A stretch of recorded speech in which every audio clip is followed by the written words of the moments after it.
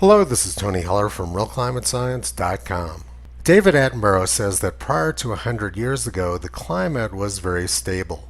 He must not remember 1910 when this is what Paris looked like for 2 months. During January and February of 1910, Paris looked more like Venice. The Catholic Church blamed the bad weather on the government and the wickedness of the Parisian people. They said that God was destroying Paris just like Sodom and Gomorrah. So pretty much the same story as now, except that Paris isn't flooded. And for the new climate religion, sin is measured by one's carbon dioxide emission levels. Thousands of people were starving, bridges were falling, and Paris was threatened by the danger of disease. There's nothing quite like rowing through the streets of Paris during February. Fortunately, people were still feeding the polar bears at the zoo. But on the other side of the pond in America, something completely different was occurring. March of 1910 was by far the warmest March on record in the United States.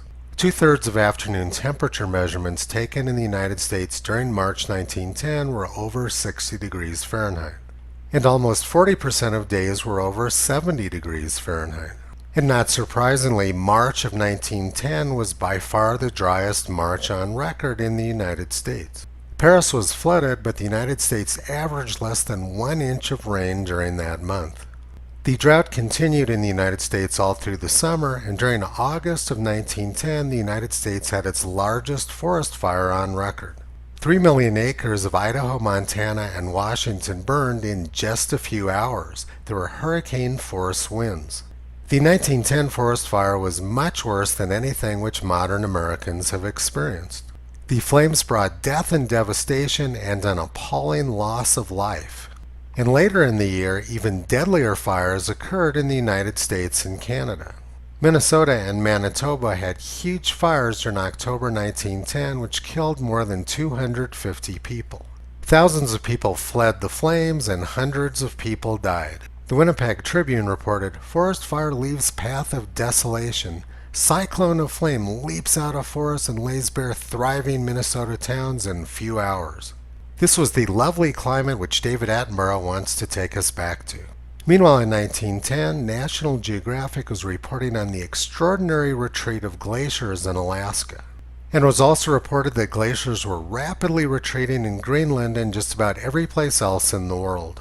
But never mind the heat, drought, fires, and rapid retreat of glaciers, NASA says 1910 was one of the coldest years on record. By December of 1910, an immense stretch of England was underwater from an excess of rain. And they were having massive bushfires in Australia at the same time. 1911 got off to a very fast start too. On January 9th, 1911, Cheyenne, Wyoming, where I live, was struck by a tornado. Tornadoes require very warm, humid air, and it's pretty difficult to imagine us having that here in January. Usually it's pretty cold. And at the same time in 1911, Australia was having more disastrous bushfires. By the end of January 1911, Texas was having an unprecedented heat wave. Fort Worth got up to 93 degrees on February 2nd, 1911.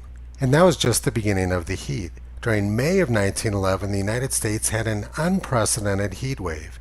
Temperatures got over 100 degrees in New England, and hundreds of people were dying from the heat.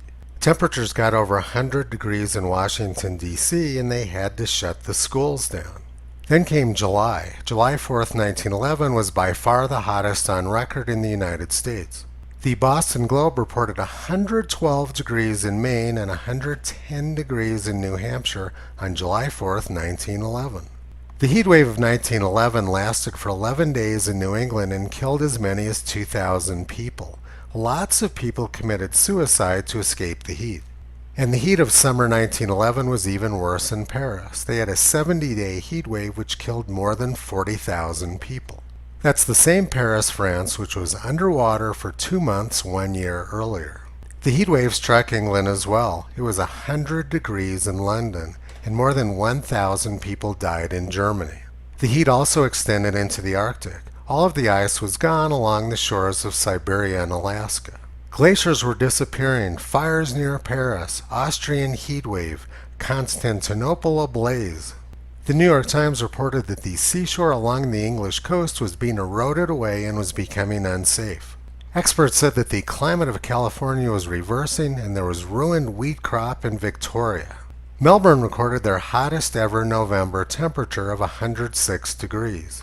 And in the middle of all this, the New York Times reported, Martians build 2 immense canals in 2 years. Vast engineering works accomplished in an incredibly short time by our planetary neighbors. The New York Times has always been big on science fiction, which is why they're such big supporters of NASA climate science.